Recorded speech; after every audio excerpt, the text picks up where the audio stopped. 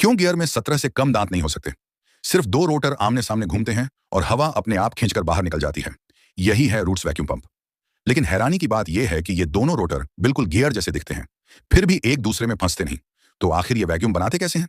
असल में इसका सिद्धांत बहुत ही आसान है। जब रोटर घूमता है तो पंप के अंदर एक खाली जगह बनती है और हवा तुरंत उस जगह में खींच जाती है। फिर रोटर आगे घूमता है तो हवा जैसे दो बड़े हाथों के बीच फंस जाती है और निकास की ओर धकेली जाती है। जब रोटर निकास तक पहुंचता है तो जगह छोटी हो जाती है और हवा को बाहर निकलना ही पड़ता है। इसी तरह एक बार खींचना, एक बार दबाना, धीरे धीरे वैक्यूम तैयार हो जाता है। अब तुम सोचो मत कि ये बस दो लोहे के टुकड़े घूम रहे हैं। असल में पीछे लगे सटीक गियर ही इन्हें एकदम सही तालमेल में रखते हैं, जिससे दोनों रोटर आपस में टकराते नहीं। पिस्टन पंप की तरह बार बार घर्षण नहीं होता, इसलिए इसकी बनावट ज्यादा सरल होती है। जीवन काल लंबा होता है और यह ज्यादा तेजी से हवा खींच सकता है। सेमीकंडक्टर फैक्ट्रियों के धूल रहित कमरे, वैक्यूम कोटिंग में चमकदार धातु की परतें, यहां तक कि रासायनिक कारखानों में गैस का सुरक्षित परिवहन, इन सब के पीछे इसका ही योगदान होता है।